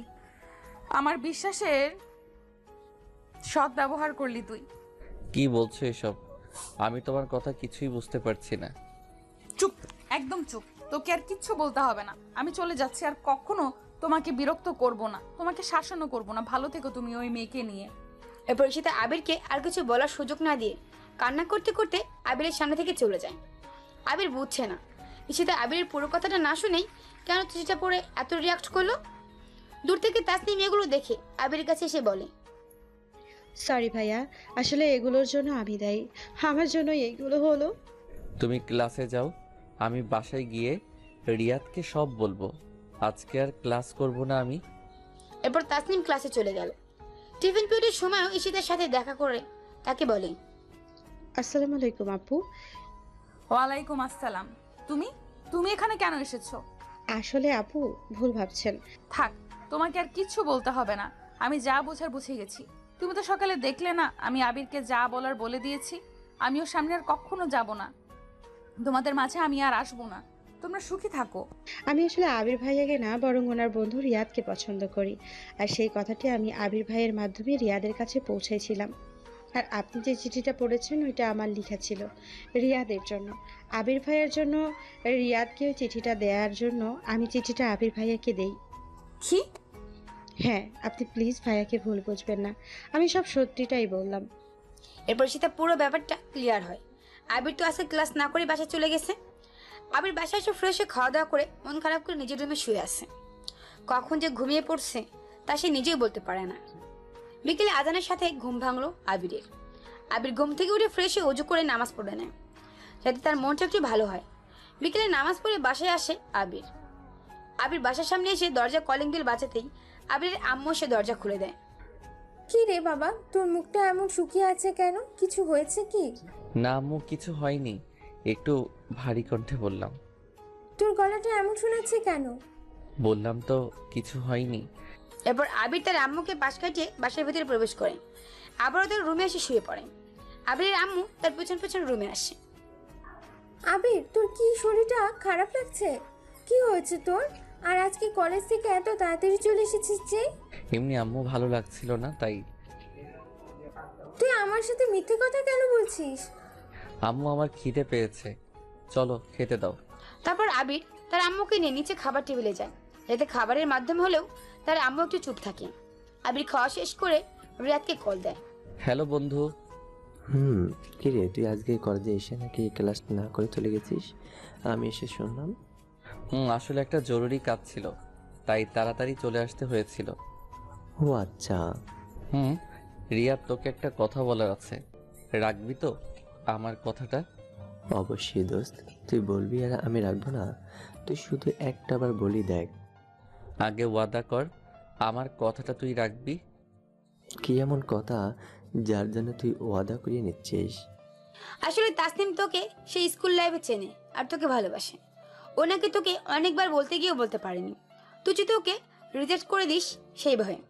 তারপর আবির রিয়াদকে সব কথা খুলে বলে, যেগুলো তাসনিম তাকে বলতে বলেছিল। সবটা শুনে রিয়াদ নিশ্চুপ। কি রে, তুই কথা বলছিস না কেন? আমি ওর চোখে তোর জন্য ভালোবাসা দেখেছি, তুই প্লিজ ওকে ফিরিয়ে দিস না। ও মানে কি, দেখ তুই কিন্তু কালকে কলেজে গিয়ে তাসনিমকে প্রপোজ করবি। আসলে আবির, সত্যি কথা বলতে আমারও তাসনিমকে ভালো লাগে, কিন্তু ওকে দেখলেই আমার কেমন যেন নার্ভাস লাগে, তাই ওকে তেমন কিছু বলতে পারি না। আরে বেটা, এরকম হলে কি আর ভালোবাসা পাবি? আর আমি এত কিছু জানি না, তুই কালকেই তাসনিমকে প্রপোজ করবি, ব্যাস। আচ্ছা দেখে, কাল তুই কলেজে আসিস, দেখবো কি করা যায়। দেখ, আমি এত কিছু শুনতে চাই না, আমি যা বলছি তাই যেন হয়। এরপর আবির ফোনটা কেটে দিয়ে বাসা ছাদে গিয়ে ছাদের এক পাশে দাঁড়িয়ে আছে আর আকাশ দেখছে। কিন্তু আবির কিছুতেই আজকে কলেজের ঘটনাটাকে ভুলতে পারছে না। এই সাধারণ একটা বিষয় নিয়ে সীতা তার সাথে এমন একটা রিয়াক্ট কেন করলাম, এগুলো ভাবতে ভাবতেই হঠাৎ পেছন থেকে তার আম্মুর ডাক আসলো। তখন বাসার ভিতরে চলে যায় আবির। আবির রুমে গিয়ে ফোনে গেমস খেলতে থাকে। আজকে আর পড়তে বসেনি সে, কারণ তার মনটা ভালো নেই। রাতে খাওয়া দাওয়া শেষে বিছানায় শুয়ে আছে আবির, কিন্তু কিছুতেই তার ঘুম আসছে না। বিছানায় শুয়ে সে শুধু এপাশ ওপাশ করতে থাকে। অনেকক্ষণ পর প্রায় রাত 3টার দিকে সে ঘুমায়, যার জন্য তার সকালে বিছানা থেকে উঠতে অনেক লেট হয়ে যায়। আবিরের এমন কথাটা বলতেই আবিরের মনে পড়ে যায় রিয়াদ আর তাসনিমের কথাটা। তারপর আবির তাড়াতাড়ি করে লাফিয়ে ঘুম থেকে উঠে যায়। কি রে, কয়টা বাজে দেখেছিস? তুই এখনো বিছানায় শুয়ে কেন? কলেজে যাবি না নাকি? তাড়াতাড়ি ওঠ। আম্মু, আর একটু ঘুমাতে দাও না। তোর ঘুম, দাঁড়া আমি দেখাচ্ছি। এই বলে আম্মু রুমের ফ্যানটা অফ করে দিল। ব্যাস, বাঙালি মায়েরা আর যেটা ভালো পারে আর কি। আবির তাড়াতাড়ি ওঠ, না হলে তোর কলেজের জন্য দেরি হয়ে যাবে। আর আজকে কলেজে না গেলে কিন্তু তোর আব্বুকে আমি বলে দিব, তখন তোকে বকলে যেন আবার আমাকে বলিস না। আম্মু, আমাকে ঘুমাতে দাও, আমি আজ কলেজে যাব না। কলেজে যাবি না মানে? তুই না রাতে আমাকে বললি কাল যেন তোকে তাড়াতাড়ি ডেকে দেই। তারপর সে ফ্রেশ হয়ে নাস্তা করে কলেজের ব্যাগটা কাঁধে নিয়ে বাসা থেকে বেরিয়ে কলেজের উদ্দেশ্যে। রিয়াদ আবিরকে অনেকবার কল করেছে, কিন্তু আবির ঘুম থেকে উঠতে লেট করায় ওর কলগুলো ধরতে পারেনি। যাই হোক, তাড়াতাড়ি করে কলেজে চলে আসে আবির। আবির কলেজে এসে দেখে আজ কলেজে অনেকটাই হইহট্টগোল হচ্ছে, কিন্তু কেন? আবির কলেজের গেট দিয়ে ভিতরে প্রবেশ করতে ঈশিতার কয়েকজন বান্ধবী আবিরকে দেখে তার কাছে এগিয়ে এসে বলে, ভাইয়া আপনি এখানে? তাড়াতাড়ি আসুন, দেখবেন ওইদিকে কি হচ্ছে। কি হচ্ছে? কেউ সার্কাস দেখাচ্ছে নাকি? আরে আগে আসেন, তাহলেই সব বুঝতে পারবেন। তারপর আবির তাড়াহুড়ো করে ওদিকটাই এগোতে থাকে। কলেজের বিল্ডিং এর সামনে যেতেই যেন আবিরকে কলেজের ছাদের উপর থেকে নাম ধরে ডাকতে থাকে। এই যে মিস্টার আবির, এখানে এখানে উপরে তাকান। কে? আবির উপর দিকে তাকাতেই দেখে সীতা কলেজের ছাদের উপর দাঁড়িয়ে নিচে লাফাতে যাচ্ছে, মানে সে সুইসাইড করতে যাচ্ছে। দেখো, এখন যদি তুমি আমাকে ভালোবাসে না বলো, তাহলে আমি এখান থেকে নিচে লাফ দিয়ে মরে যাব, বলে দিলাম। আরে কি আশ্চর্য, এইটা মরার কোনো পদ্ধতি হলো নাকি? মরবেন যখন দূরে কোথাও গিয়ে মরেন, আমাদের কলেজটাকে কেন বলির পাঠা বানাচ্ছেন? আপনি তো বাসায় মরতে পারেন। আমি সিরিয়াসলি বলছি, আর তুই আমার সাথে ফাজলামি করছিস। আমি কখনোই তোমার মতো মেয়েকে ভালোবাসবো না। কি বললে তুমি? ঠিকই বলেছি। ভেবে বলছো তো? আমি খুব ভালো করেই ভেবে বলেছি। এই বলে আবির ক্লাসরুমে প্রবেশ করতে যাচ্ছি, তখনই পিছন থেকে আবার ঈশিতার ডাক। এই যে মিস্টার আবির, আবার কি হয়েছে? আমার হাতে এটা কি দেখতে পাচ্ছো? কি? আবার একটা খাতা? এটা খাতা না, এটা আমার সুইসাইড নোট, যেটার মধ্যে আমি লিখেছি আবির আমাকে না ভালোবাসার কারণে আমি সুইসাইড করতে যাচ্ছি। আমার মৃত্যুর জন্য আবির দায়ী। কি? আমি তোমাকে না পেলে আমি তোমাকে আর অন্য কারোর হতে দিব না কখনো। আবির মনে মনে হয়তো ভাবছে, হায় আল্লাহ, ই আমাকে কোন বিপদে ফেললে। এ কেমন মেয়ে? আমি দ্বিতীয়বার যদি জন্মগ্রহণ করি, তাহলে এই মেয়ের সামনে তুমি ভুলেও জানো আমাকে না ফেলো। কি মিস্টার, ভালোবাসি বলবা নাকি লাভ দিব? ভাইয়া বললেন না ভালোবাসি, না হলে আপু কিন্তু সত্যি সত্যি লাভ দেবে। কিরে মামা বল, না হলে কিন্তু সত্যি সত্যি ঈশিতা উপর থেকে নিচে লাফ দেবে, তখন তুই পেশে যাবে কিন্তু। চুপ কর শালা, মনে হচ্ছে ওর সাথে প্রেম তুই করবি। তুই করিয়ে দিলে করব। ওই শালা কি বলিস? তোর গার্লফ্রেন্ড না তোর সাথে দাঁড়িয়ে আছে? কি হলো? তোমরা কি নিজেই সব গুজুর গুজুর ফুসুর ফুসুর করবে? আবির তাড়াতাড়ি বলবে নাকি আমি এখান থেকে লাভ দিব, কোনটা? এরপর এখানে উপস্থিত সবাই মিলে আবিরকে রিকোয়েস্ট করতে থাকে যে সে যেন ঈশিতাকে তাকে ভালোবাসি বলে।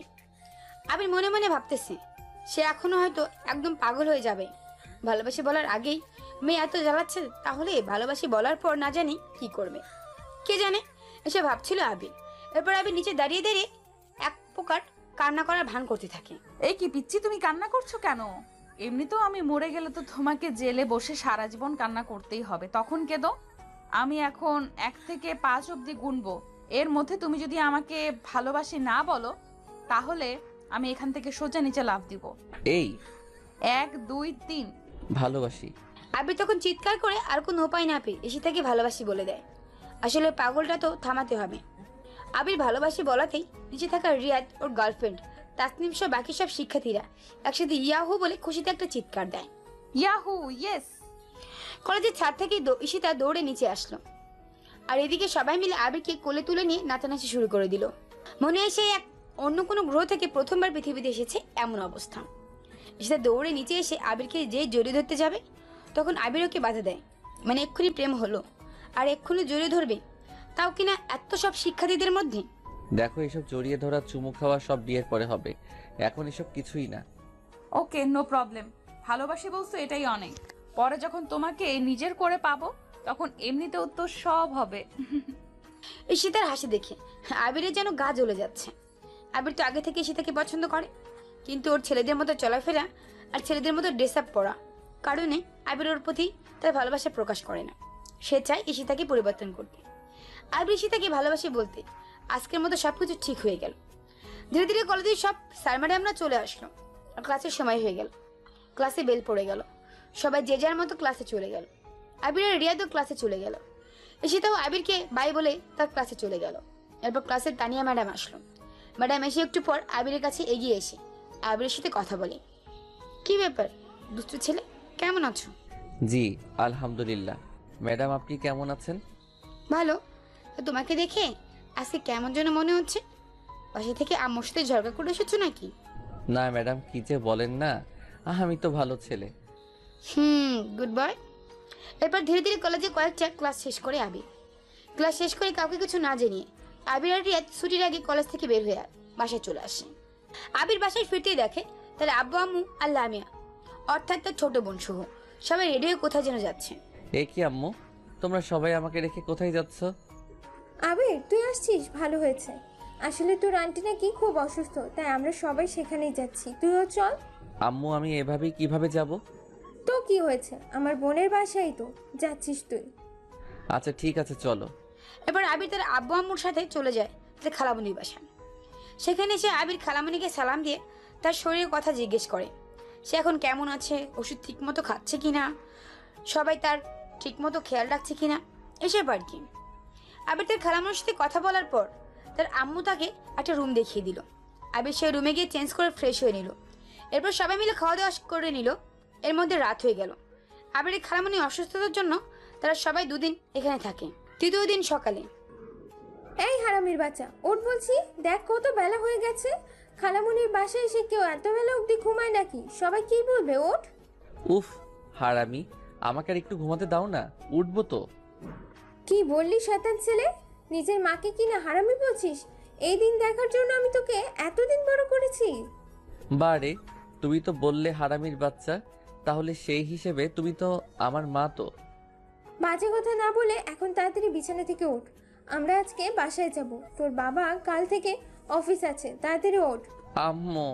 আবির, বেশি বেশি হয়ে যাচ্ছে কিন্তু। তাড়াতাড়ি ওঠ বলছি। আমরা সবাই রেডি। তুই উঠে খাওয়া দাওয়া করে তাড়াতাড়ি তুইও রেডি হয়ে নে, না হলে আমরা তোকে সবাই এখানে রেখে একাই চলে যাচ্ছি। না না আম্মু, আমিও যাব তোমাদের সাথে। এই তো দেখো আমি উঠে গেছি। এরপর আবির তাড়াহুড়ো করে ঘুম থেকে উঠে ফ্রেশ হয়ে খাবার খেয়ে নিজেও রেডি হয়ে নেয়। আজ প্রায় 3 দিন পর তারা বাসায় ফিরবে। এই 3 দিন আবির তার আব্বু আম্মুর সাথে ছিল। ঈশিতার সাথে কোনো রকম যোগাযোগ করেন। কি জানি ঈশিতা এখন কেমন আছে। যাই হোক, আবির খাওয়া দাওয়া শেষ করে রেডি হয়ে তার খালামণিকে আর খালুকে সালাম দিয়ে তাদের বাসা থেকে বিদায় নিয়ে বের হয়ে আসে। তারপরে বিকেলের মধ্যেই বাসায় পৌঁছে যায়। বাসায় এসে তার কলিজার বন্ধুটাকে প্রথমে কল দেয় আর তাকে লেকের পাড়ে আসতে বলে। আবিরের কল দিতে দেরি, কিন্তু ওপাশ থেকে কল রিসিভ করতে দেরি হলো না রিয়াদের। রিয়াদকে লেকের পাড়ে আসতে বলে আবির বাসা থেকে বের হয়ে হাঁটা দেয়। তখন পেছন থেকে তার আম্মু বলে, কি রে, তুই কোথায় যাচ্ছিস? সবে মাত্রই তো আসলি, একটু রেস্ট নে।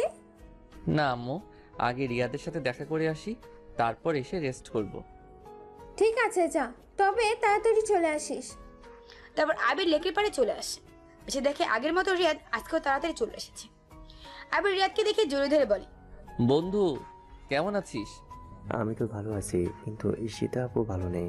তুই কি এই 3 দিন ওনার সাথে কথা বলিসনি? উনি ইদানিং কলেজে এসেও কেমন যেন রেগে আর মনমরা হয়ে থাকেন। ও না রে, এই 3 দিন আমি কারোর সাথে কথা বলিনি। ও, তাহলে তো তোকে দেখলে মনে হয় প্রচুর লেভেলের রাগ ঝাড়বে তোর ওপর। সে তখন যা হবার হবে। এখন তোর কথা বল, তোর আর তাসনিমের রিলেশন কেমন যাচ্ছে? আলহামদুলিল্লাহ ভালোই। তারপর তারা দুজনে মিলে আরো কিছুক্ষণ আড্ডা দেয়। তারপর আবির বাসা চলে আসে। আবির বাসায় এসে দেখে তার আম্মু রান্না করছে। আবিরের আম্মু রান্না শেষে সবাই একসাথে বসে ডিনার করে নেয়। ডিনার করে আবির রুমে এসে একটা লম্বা ঘুম দেয়, কারণ আজ সকালে তার একদম ঘুম হয়নি। আর কারণটা তো আপনারা জানেন, পেছনে শুতেই চোখটা বুঝে আসে আবিরের। আর তাই তাড়াতাড়ি শুয়ে পড়তে ভোর ভোর ঘুম ভেঙে যায় আবিরের। ভোরবেলা উঠে ফজরের নামাজ পড়ে রাস্তা দিয়ে হাঁটছিল আবির। তখন আবির সেই লেকের পাড় দিয়ে দৌড়াচ্ছিল, মানে জগিং করতেছিল। সেখানে এসে তার বান্ধবীরাও জগিং করছিল। ওরা আবিরকে দেখে দৌড়ে এসে আবিরকে চিলের মতো ধরে বেঁধে একটা সিএনজিতে তুলে নেয়। তারপর আবিরকে জোর করে কোথায় যেন নিয়ে যেতে থাকে। আবির চিৎকার করতে যাবে, সেটারও সুযোগ ওরা আবিরকে দেয় না। সাথে সাথে ওরা আবিরের মুখ টেপ দিয়ে আটকে দেয়, যাতে আবির কোনো কথা বলতে না পারে। কিছুক্ষণ পর সিএনজি এসে ঈশিতার বাসার সামনে থামলো। তারপর ওরা সবাই মিলে আবিরকে ধরাধরি করে বাসার ভিতরে ঈশিতার রুমে নিয়ে যেতেই আবিরকে দেখে সীতা ওর রুমে সবাই বসে বসে সিগারেট খাচ্ছে আর কান্না করছে। আবিরকে হঠাৎ দেখতে পেয়ে সীতা দৌড়ে এসে প্রথমে আবিরকে জড়িয়ে ধরলো আর তার ধারে মুখে চুমু খেতে লাগলো। এরপর কান্নার সাথে রাগী গলায় বলল, তুই এই 3 দিন কোথায় ছিলি? আমার সাথে কোনো রকম যোগাযোগ করিসনি কেন? আসলে আবিরের মুখ তো টেপে আটকানো, তাই আবির কোনো কথা বলতে পারছে না। বল, আমার সাথে তুই কেন এমন করছিস? কেন কষ্ট দিয়েছিস আমাকে? কেন আমাকে কাঁদিয়েছিস বল? তুই জানিস না তোকে না দেখলে আমার কষ্ট হয়? বল, কেন কষ্ট দিলি আমাকে? আরে বান্ধবী, ওর মুখে টেপটা তোরা আগে খুলে দে, ঈশিতার বান্ধবীদের মধ্যে একজন বলল। তারপর ঈশিতা আবিরের মধ্যে আটকানো টেপটা খুলে দিল। তারপর আবির বলল, আসলে আমি আব্বু আম্মুর সাথে আমার আন্টির বাসায় গিয়েছিলাম। আন্টি খুব অসুস্থ বলে ওখানে আমাদের 3 দিন থাকতে হয়েছে। আমাকে কি একটা বারও বলে যেতে পারতি না? আর আমি তোকে কতবার কল দিয়েছি, তুই আমার কল কেন ধরিসনি? সরি, আব্বু আম্মুর সাথে ছিলাম, তাই কথা বলার মতো পরিস্থিতি ছিল না। তো কি হয়েছে? কি আবার, আমি আব্বু আম্মুর সামনে তোমার সাথে কোনো অধিকার কথা বলবো? তারা যদি জিজ্ঞেস করে তো কি বলবো? ও এই কথা না, চল আমি এক্ষুনি তোকে বিয়ে করব, চল কাজী অফিসে চল। না না, তোকে যেতে হবে না, আমি কাজীকে তুলে বাসায় নিয়ে আসছি। কি দেখো, তুমি আমার বয়সেও বড়, আর এই মুহূর্তে আমার পক্ষে বিয়ে করা সম্ভব না। কেন সম্ভব না শুনি? এমনি। বিয়ে করবি না আমাকে? এই মুহূর্তে না, তাহলে রুম ডেট করবি আমার সাথে? কি? হ্যাঁ চল, আমি তোর সাথে রুম ডেট করবো, তারপর তোকে বিয়ে করব। এই তোরা সবাই বাইরে যা। ঈশিতা বলাতেই সবাই তাড়াহুড়ো করে রুম থেকে বের হয়ে গেল। আর ঈশিতা আবিরের দিকে বাজেভাবে এগিয়ে আসতে থাকলো। ঈশিতা, ঈশিতা আমার কথা শোনো। না, আমি তোর কোনো কথাই শুনবো না। তুই হয় এক্ষুনি আমাকে বিয়ে করবি, নয়তো আমার সাথে রুম ডেট করবি, তারপর তোকে বিয়ে করব। দুইটার মধ্যে একটা। আবির ধীরে ধীরে পা পিছিয়ে যাচ্ছে আর ঈশিতা তার দিকে এগিয়ে আসছে। এক পর্যায়ে ঈশিতা রুমের দরজা লাগিয়ে দিয়ে ওর বুকের অন্যটা সোফায় সরে ফেলে দিয়ে আবিরের উপরে আসতে থাকে। তারপর ঈশিতা আবিরকে তার খাটের উপরে শুয়ে ফেলে দিল। এক পর্যায়ে আবিরকে জোর করতে থাকে। এরপর আবির বাধ্য হয়ে ঈশিতার গালে জোরে একটা থাপ্পড় বসিয়ে দেয়। সাথে সাথে ঈশিতা থমকে যায়। কি মনে করো কি তুমি নিজেকে? সব সময় তুমি যা বলবে তাই সবাই করবে? তুমি কি নিজেকে মেয়ে মনে করো নাকি? একটা মেয়ে কেমন হয় তুমি জানো? সব সময় তো ছেলেদের মতো শার্ট প্যান্ট পরে চলাফেরা করো আর গুন্ডামি করো। এই তোমাদের মতো মেয়েরাই এমন রাস্তায় বেপর্দাভাবে চলাফেরা করবে আর ছেলেদের চরিত্র নষ্ট করবে। তোমাদের মতো কিছু মেয়েদের জন্যই সমাজের আজ এই অবস্থা। ঈশিতা চুপচাপ তার মাথা নিচু করে আবিরের অভিযোগগুলো শুনছে। আবির আজ রেগে গিয়ে অনেক কথা শুনিয়ে দেয় ঈশিতাকে। তারপর সে সেই রাগ নিয়ে ঈশিতাদের বাসা থেকে বের হয়ে আসে আর তাদের বাসার উদ্দেশ্যে জোরে জোরে হাঁটতে থাকে। ওদিকে ঈশিতা এখনও তার রুমে অঝরে কান্না করেই যাচ্ছে। আবির ভাবছে, ও কি এখনো কান্না করছে নাকি? আর করলেও বা আমার কি? ও তো কখনো আমার সাথে একজন ভদ্রমের মতো আচরণ করে না। সব সময় শুধু আমাকে নানানভাবে টর্চার করে। আজকে একদম সীমা ছাড়িয়ে যাচ্ছিল ও। সত্যি সত্যি যদি আজ ও আমার সাথে জোর করে ওইসব করতো, তাহলে আমি আমার আব্বু আম্মুকে মুখ দেখাতাম কিভাবে? এগুলো ভাবতে ভাবতে আবিরের রাগ যেন আরো 3 গুণ বেড়ে গেল। তারপর সে রাগে ফুঁসতে ফুঁসতে আরো জোরে জোরে হাঁটা শুরু করলো, কারণ এখনো অনেক বেলা হয়ে গেছে। এতক্ষণে তার আম্মু নিশ্চয়ই তাকে খুঁজছে, এটাই ভেবেই সে আরো জোরে জোরে পা ফেলতে থাকে। ঠিক তখনই রাস্তা দিয়ে কয়েকজন বখাটে ছেলে পেলে আসছে নেশাগ্রস্ত ভাবে। তারপর ভুলবশত তাদের সাথে আবিরের ধাক্কা লেগে যায়। আবির তাদেরকে সরি বলেও তারা উল্টো আবিরের সাথে তর্ক করতে থাকে আর আবিরকে ধাক্কা দিতে থাকে। এক পর্যায়ে 3 জন মিলে আবিরের মারধর করতে শুরু করে দেয়। আবির একার কারণে ওদের সাথে পেরে ওঠেনি। তারপর আবির ওদের কাছে মার খেয়ে একসময় সেন্সলেস হয়ে রাস্তায় পড়ে যায়। আল্লাহর রহমত তখন ওদিক দিয়ে আবিরের প্রাণপ্রিয় বন্ধু রিয়াদ যাচ্ছিল। ওর আবিরকে এমন অবস্থায় পড়ে থাকতে দেখে তাড়াতাড়ি করে দৌড়ে এসে আবিরকে জোরে ধরে কাঁদাকাঁদা হয়ে আবিরকে ডাকতে থাকে। আবির, আবির, দোস্ত কি হয়েছে তোর? দোস্ত কথা বল, তোর এই অবস্থা কিভাবে হলো আবির? আবির কোনো সাড়া দিচ্ছে না। এরপর রিয়াদ ভয় পেয়ে তাড়াতাড়ি করে এসে তাকে কল দেয় আর তাকে বলে, হ্যালো আপু, আপনি কোথায়? তাড়াতাড়ি বড় মসজিদের সামনে রাস্তায় আসুন। এখানে আবির রক্তাক্ত অবস্থায় সেন্সলেস হয়ে পড়ে আছে। হয়তো কেউ ওকে মেরেছে, নয়তোবা ওর অ্যাক্সিডেন্ট হয়েছে। কি বলছো কি? আমি এক্ষুনি আসছি। এর 5 মিনিটের মধ্যে ঈশিতা গাড়ি নিয়ে কাটতে কাটতে চলে আসে। আবিরকে এভাবে রক্তাক্ত অবস্থায় রাস্তায় পড়ে থাকতে দেখে ঈশিতা আবিরের কাছে গিয়ে তাকে জড়িয়ে ধরে তার কোলে ওঠানোর চেষ্টা করে। এরপর সে আর দেরি না করে তারা সবাই মিলে আবিরকে ধরাধরি করে গাড়িতে তুলে নিয়ে হসপিটালে চলে যায়। এরপর সেখানে নিয়ে তারা আবিরকে ট্রিটমেন্ট করায়। সেখানে গিয়ে তারা আবিরের ট্রিটমেন্ট করায়। ডক্টর আবিরের মাথায় সুন্দর করে ব্যান্ডেজ করে দেয়। অবশেষে প্রায় 1 ঘন্টা পর আবিরের জ্ঞান ফিরে। আবির চোখ খুলে তাকাতেই দেখে তার মাথার পাশে ঈশিতা বসে আছে আর এখনো ফুপিয়ে কান্না করছে। আর রিয়াদ ওর পায়ের পাশে বসে আছে। আবিরকে চোখ খুলতে দেখে রিয়াদ বলে, আবির, তুই এখন ঠিক আছিস? আমি মাথা নেড়ে এর সম্মতি জানালাম। আবির, তোমার এই অবস্থা কি করে হলো? কে করলো তোমার এমন? প্লিজ আমাকে বলো। আমি তোমাকে এই অবস্থায় দেখতে পারছি না। আমার কলিজাটাকে এইভাবে কে আঘাত করলো? আপু শান্ত হন, আবির কিচ্ছু হয়নি। তুমি থামো আবির, তুমি আমাকে বলো তোমার এই অবস্থা কে করেছে? কি করে হলো এমন? প্লিজ আবির, চুপ করে থেকো না, আমাকে বলো। আসলে আমি তোমাদের বাসা থেকে রেগে বের হয়ে আসার পর একদল বখাটে ছেলেদের সাথে আমার ভুলবশত ধাক্কা লাগে। আমি তাদেরকে সরি বললেও ওরা নেশাগ্রস্তভাবে থাকার কারণে উল্টো আমাকে মারধর করতে থাকে। আর আমাকে মারা শেষে ওরা একটা ল্যাম্পপোস্ট বরাবর আমাকে ধাক্কা দেয়, সেখানে সোজা আমার মাথাটা গিয়ে লাগে যায়। এই জন্য আমি জ্ঞান হারিয়ে ফেলি।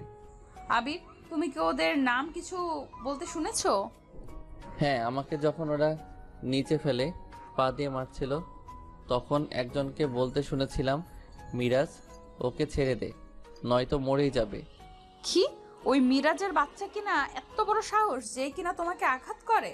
আমি ওকে ছাড়বো না। এরপর ঈশিতা রাগে জ্বলতে জ্বলতে ওর ফোনটা হাতে নিয়ে কাকে যেন কল দেয় আর বলে, এই মিরাজকে আমি 1 ঘন্টার মধ্যে আমার সামনে দেখতে চাই। এরপর ঈশিতা ফোনটা রেখে আবিরের কাছে এসে বসে আর আবিরের মাথায় চুলে হাত বোলাতে থাকে। আবির ওর সাথে তেমন কোনো কথা বলছে না। আবির রিয়াদকে উদ্দেশ্য করে বলল, আমি বাসায় যাব। যাবি তো, আমরা তোকে বাসায় দিয়ে আসবো। না, তোদের আসতে হবে না, আমি একাই যেতে পারবো। না, আমরাও তোমার সাথে যাব, তোমাকে বাসাতে ছেড়ে আসব। না, আমি একাই যেতে পারবো বললাম তো। এখন বেশি কথা বললে কিন্তু তোমাকেও মারবো। চুপচাপ শুয়ে থাকো, একটু পর ডক্টর এসে বললেই তোমাকে বাসায় নিয়ে যাব। কিছুক্ষণ পর ডাক্তার এসে বলে, আবির এখন ঠিক আছে, আপনারা চাইলে ওকে বাসায় নিয়ে যেতে পারেন, কিন্তু ওর খেয়াল রাখবেন। এরপর ঈশিতা আর রিয়াদ মিলে আবিরকে ধরে ধরে রাস্তা পর্যন্ত নিয়ে আসে গাড়ির কাছে। ঈশিতার একটা হাত দিয়ে আবিরের কোমর ধরে আছে আর আবিরের আরেকটা হাত নিজের কাঁধের উপর রেখে দিছে। ঈশিতা কাঁধে ভর দিয়ে আর রিয়াদকে ধরে হাঁটছে আবির। আসলে তার পায়ে প্রচন্ড মারের ব্যথা সে হাঁটতে পারছে না। হসপিটালের বাইরে এসে আবিরকে ঈশিতা গাড়িতে করে আবিরদের বাসার সামনে নিয়ে আসা হয়। তারপর আবির রিয়াদকে চলে যেতে বলে আর রিয়াদ চলে যায়। ঈশিতা আবিরকে ধরে ধরে বাসার মেন দরজার সামনে নিয়ে আসে। এরপর দরজা কলিং বেল বাজাতে আবিরের আম্মু এসে দরজা খুলে দেয় আর আবিরের কপালে ব্যান্ডেজ দেখে কান্না শুরু করে দেয়। আবির, তোর কপালে ব্যান্ডেজ কিসের? কি হয়েছে তোর বাবা? আন্টি, ও সামান্য একটু আঘাত পাইছে। তুমি কে মা? আন্টি, আমি ঈশিতা, ওর ক্লাসমেট। ও আচ্ছা, আসো, তোমরা ভেতরে আসো। তারপর ঈশিতা আবিরকে ধরে ধরে বাসার ভেতরে নিয়ে আসে। এখন প্রায় 10টা বাজে। তে বাসায় আবিরের আব্বু নেই, অফিসে চলে গেছে, আর তার ছোট বোন লামিয়াও স্কুলে। ঈশিতা আবিরকে ধরে নিয়ে বসার ঘরে সুপার উপর নিয়ে বসালো। এখন তো বল, কি হয়েছে তোর? আসলে আম্মু, আমি নামাজ পড়ে বাসায় আসার সময় রাস্তা ক্রস করতে গিয়ে একটা রিকশার সাথে ধাক্কা খেয়ে রাস্তায় পড়ে যাই, আর সেই থেকেই মাথায় একটু চোট লাগে। এভাবে বাসায় আসছিলাম, কিন্তু পথে ঈশিতার সাথে দেখা হয়ে যায়, তাই ও আমাকে ধরে নিয়ে ফার্মেসিতে নিয়ে গিয়ে আমার মাথায় ব্যান্ডেজ করিয়ে দেয়। ও আচ্ছা মা, তোমাকে অনেক অনেক ধন্যবাদ। আমার ছেলেটা তো আমার কোনো কথাই শোনে না, সবসময় বাচ্চাদের মতো দুষ্টুমি করে, চলাফেরা করে, কোনো খেয়ালই নেই ওর। আন্টি, আমাকে ধন্যবাদ কেন দিচ্ছেন? আমি তো ওর বন্ধু। আচ্ছা মা, তোমরা বসে একটু গল্প করো, আমি তোমাদের জন্য নাস্তা বানিয়ে নিয়ে আসছি। না আন্টি, আজ না, অন্য একদিন এসে খাবো। কেন মা? আমি তো তোমার মায়ের মতোই, আর আজ তুমি প্রথমবার আমাদের বাসায় এসেছো, কিছু না খেয়ে যদি চলে যাও তাহলে কেমন দেখায়? দেখ, যখন এসেছো তখন কিছু খেয়ে যাও। তারপর ঈশিতা মাথা নেড়ে হ্যাঁ সম্মতি জানায়। আবির আম্মু চলে যায় কিচেনে তাদের জন্য নাস্তা বানাতে। আবির আর ঈশিতা দুজনে মিলে সোফায় বসে আছে, কেউ কোনো কথা বলছে না, দুজনেই চুপ। একটু পর ঈশিতা নীরবতা ভেঙে বলল, আবির, তোমার রুম কোনটা? উপরে দোতলায়। চলো, তোমার রুম দেখবো। আচ্ছা। তারপর আবির ঈশিতাকে নিয়ে উপরে আর তার রুমে নিয়ে যায়। ঈশিতা আবিরের পুরো রুমের সাইডে ঘুরে ঘুরে দেখতে থাকে। রুমের চারপাশটা খুব সুন্দর করে সাজানো গোছানো। বাহ, তোমার রুমটা তো খুব সুন্দর। হুম। আবির, আমি একটু ফ্রেশ হয়ে নেই। হ্যাঁ নিশ্চয়ই, ওয়াশরুমটা ওই যে ওই দিকে। এবার আবির ঈশিতার ওয়াশরুমটা দেখিয়ে দিল। একটু পর ঈশিতা ওয়াশরুম থেকে ফ্রেশ হয়ে বের হয়ে আসলো। তারপর আবির আবার ঈশিতাকে নিয়ে নিচে বসার ঘরে এসে বসে। আর একটু পর আবিরের আম্মু ওদের দুজনের জন্য নাস্তা বানিয়ে নিয়ে আসে। এই নাও মা, খেয়ে নাও। আবির, তুই একটু খা। হুম। ঈশিতা খাচ্ছে না, চুপচাপ বসে আছে আর মাথা নিচু করে আছে, মনে হচ্ছে লজ্জা পাচ্ছে। কি হলো মা, খাচ্ছ না কেন? আমি তো তোমার আম্মুর মতো, এত লজ্জা কেন পাচ্ছ আম্মুর বাসায় এসে খাবার খেতে? নাও, হাঁ করো, আমি তোমাকে খাইয়ে দিই। ঠিক আছে আন্টি, দেন। এরপর আম্মু ঈশিতাকে একটু একটু করে নাস্তা খাইয়ে দিতে লাগলো, আর এদিকে আমার দিকে যেন আম্মুর কোনো নজরই পড়ছে না। যা বাবা, মনে হচ্ছে আমি আম্মুর সন্তান না, ঈশিতাই আম্মুর সন্তান। নাস্তা শেষে ঈশিতা আমার হাত ধরে নিয়ে আমাকে আমার রুমে নিয়ে গিয়ে বসিয়ে দেয়। তারপর আম্মুকে বলে, আন্টি, আমি তাহলে এখন আসছি, আপনি ওর খেয়াল রাখবেন কিন্তু। ঠিক আছে মা, আর তুমি কিন্তু প্রতিদিন একবার করে এসো, আমার সাথে দেখা করে যাবে, কেমন? ঠিক আছে আন্টি। এরপর ঈশিতা আবিরদের পাশে থেকে চলে যায় আর যাওয়ার সময় বারবার পেছন ফিরে আবিরকে দেখতে থাকে। ওই জন্য কিছু বলতে চেয়েও বলতে পারছে না আবিরকে। বিকেলে রিয়া দৌড়াতে দৌড়াতে আবিরদের বাসায় আসে। এসে আবিরের আম্মুর কাছে জিজ্ঞেস করে আবির কোথায়। আবিরের আম্মু বলে আবির রুমে আছে। এরপর রিয়াদ সিঁড়ি বেয়ে সোজা আবিরের রুমে চলে যায়। কিরে, তুই এত হাঁপাচ্ছিস কেন? কি হয়েছে? দোস্ত, আর বলিস না। ঈশিতা আপু তো মিরাজ আর ওর বন্ধুদেরকে এমনভাবে মেরেছে যে ওরা এখন হসপিটালে ভর্তি আছে। দু একজনের তো পুরো হাত পা ভেঙে গেছে। বলিস কি? ঈশিতা আপু ওদেরকে খুব মেরেছে। জানি না ওরা 6 মাসেও বাসে ফিরতে পারবে কিনা। আচ্ছা তুই বস এখানে। বাবা সত্যি করে বল তো আবিরের কি হয়েছিল? রিয়াদ একবার আবিরের দিকে তাকাচ্ছে, তো আরেকবার আবিরের আম্মুর দিকে তাকাচ্ছে। কি হলো বাবা বল, ওর কি হয়েছিল? আমি কিন্তু তোকে খুব বিশ্বাস করি, আর আমাকে কিন্তু একদম মিথ্যে বলবি না তুই। আর এই মিরাজটাকে, ওকে কে এভাবে মেরেছে? কি সব বলছিলি তোরা? আমি দরজার ওপাশ থেকে শুনলাম। এরপর রিয়াদ আবিরের আম্মুকে সব সত্যিটা বলে দেয়। আবিরের আম্মু সব শুনে কান্না করতে থাকে আর আবিরের মাথায় হাত বুলাতে থাকে। উফ আম্মু, আবার শুরু করলে তোমার এই কান্না? আরে আমি ঠিক আছি। এভাবে প্রায় 1 মাস কেটে গেল।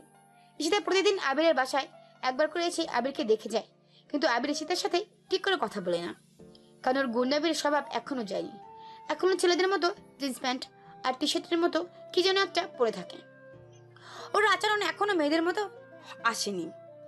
আবিরের আম্মু যদিও জানে ওর সব কথা, কিন্তু এরপর আবিরের আম্মু ঈশিতাকে কিছু বলেনি, কারণ ও সেদিন আবিরকে হসপিটালে নিয়ে গিয়েছিল আর আবিরের হয়ে ওই ছেলেগুলোকে শাস্তি দিয়েছিল বলে।